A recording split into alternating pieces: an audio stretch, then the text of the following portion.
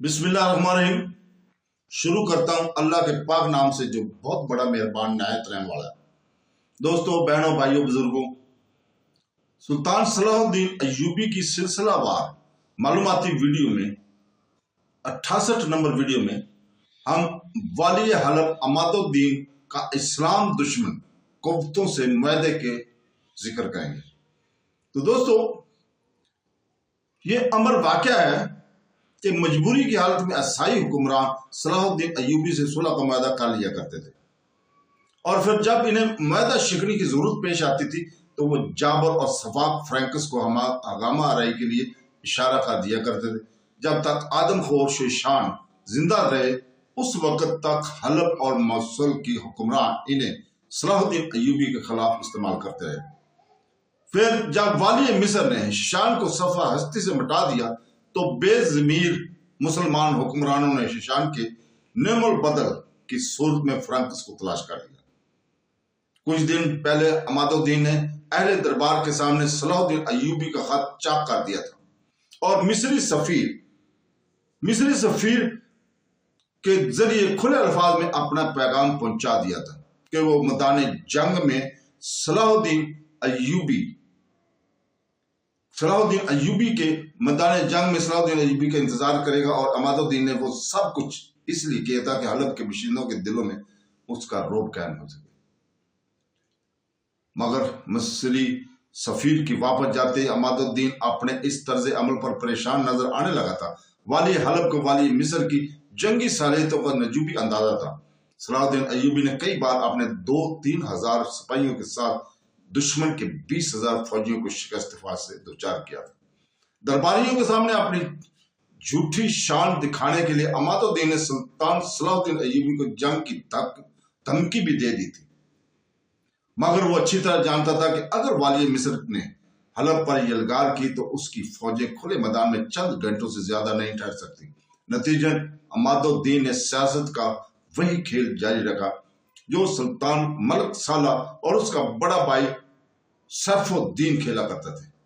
अमादुद्दीन ने फौरी तौर पर आर्मीनिया का दौरा किया और शाह रोहपन से मुलाकात की। इस मुलाकात के दौरान अमादुद्दीन ने बड़े अहमकाना अंदाज में शाह आर्मीनिया के सामने एतराफ कर लिया कि हलब का दफा बहुत कमजोर है और रियासत के वजूद को सुल्तान सलाहुद्दीन अय्यूबी से शिद्दत खतरा लाक हो गया।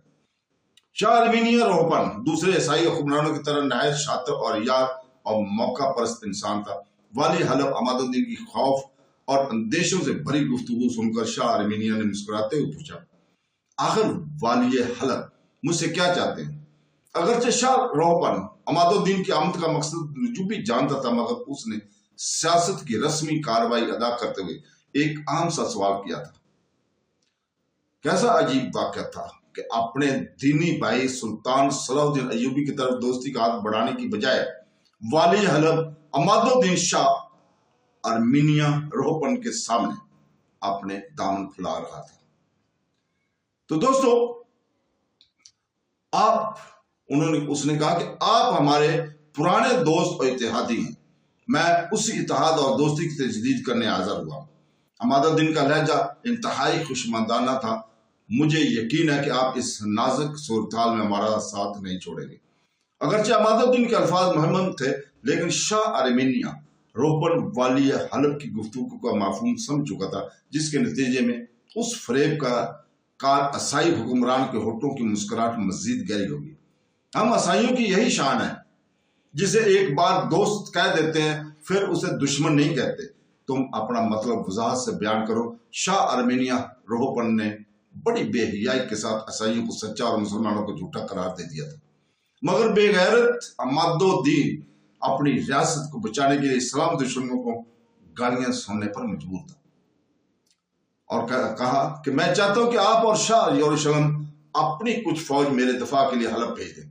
इस खिदमत के सिले में असाई और सिपाहियों को इनकी तवक्कुआ से बढ़कर मुआवजा दिया जाएगा। अमादुद्दीन ने किराए के सिपाही हासिल करने के लिए बड़े फरागदाना पेशकश कर दी। अमादुद्दीन की बात सुनकर शाह आर्मीनिया रोहपन गहरी सोच में डूब गए। फिर कुछ देर बाद शाह रोहपन थके थके से लहजे में बोला, मैं दिल की गहराइयों से वाली हलब की जज्बात की कदर करता हूँ, مگر کبھی کبھی زندگی میں ایسے نازک لمحات بھی آ جاتے ہیں کہ ایک درد مند باپ اپنے حقیقی بیٹے کے لیے بھی کچھ نہیں کر سکتا۔ اس وقت میں بھی کچھ ایسی ہی صورتحال سے گزرا ہوں۔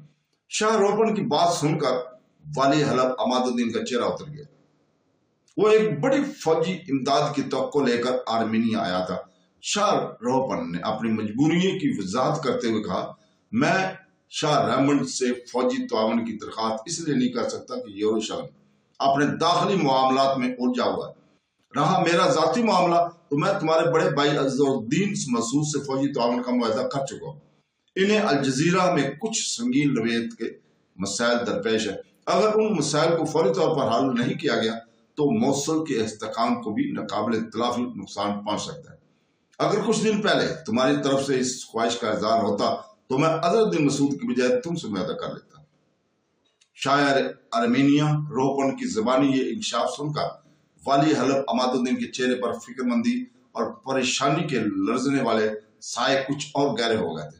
کچھ دیر تک کمرے کی فضا پر سناٹا سا تاری رہا۔ اس دوران میں شاہ آرمینیا کی نظریں والی حلب کی بدلتی ہوئی کیفیات کا جائزہ لیتی رہی اور دراصل شاہ روپن اس بات کا اندازہ کرنا چاہتا تھا کہ عماد الدین کس قدر ضرورت مند اور کتنا مجبور ہے۔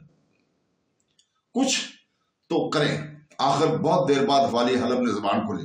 عماد الدین کا لہجہ تھکا تھکا سا تھا جس سے شدت مایوسی کا اظہار ہو رہا تھا۔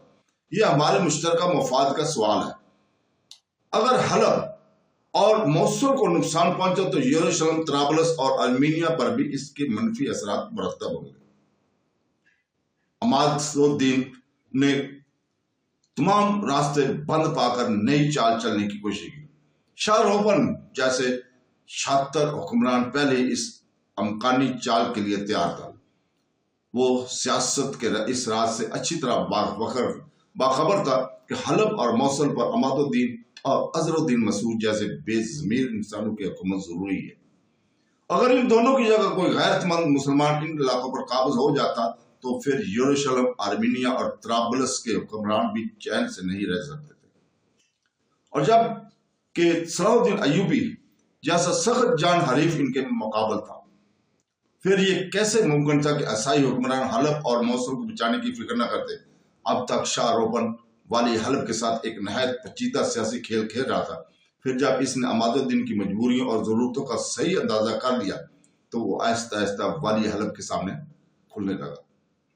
اب ایک ہی صورت ہے، ہم حاکم طرابلس سے فوجی مدد کی درخواست کریں، شاہ روپن نے کچھ سوچتے ہوئے کہا۔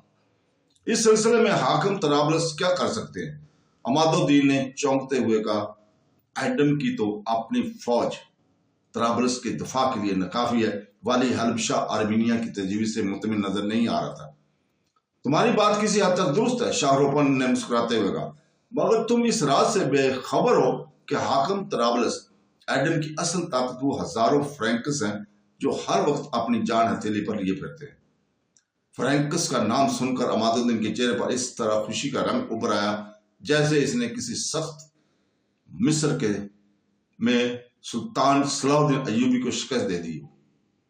پھر والی حلب نے آرمینیا میں اپنے قیام کی مدت بڑھا دی۔ اسی دوران شاہ روپن نے اپنے برف رفتار رقاصت کے ذریعے حاکم طرابلس کو ایک خفیہ پیغام بھیجا جس میں اسے آرمینیا آنے کی دعوت دی گئی۔ پھر جب حاکم طرابلس ایڈم آرمینیا پہنچا تو اس کے ہمراہ فرینکس کا نیا سالار ڈوڈی بھی تھا۔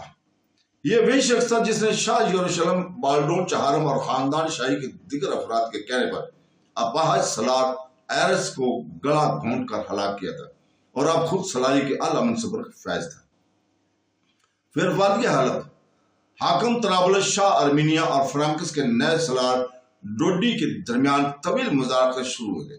شاہ آرمینیا کے خفیہ اشارے پر ایڈم اور سالار ڈوڈی نے فوجی تعاون کے لیے ایک اتنی کڑی شرائط رکھی کہ دنیا کا کوئی بھی خود مختار حکمران انہیں تسلیم نہیں کر سکتا تھا۔ مگر اس معاملے میں والی حلب عماد الدین کی حیثیت ایک سوالی کسی تھی اور کوئی سوالی بخشش اور عطا کرنے والے کسی بھی شخص کو اپنی مرضی کا پابند نہیں کر سکتا تھا۔ وہ جو بھی دے دے مانگنے والا اسے قبول کر لیتا۔ عماد الدین کے ساتھ بھی یہی صورتحال تھی۔ وہ ہر موڑ پر ایڈم اور ڈوڈی کے سامنے جھکتا ہی چلا گیا۔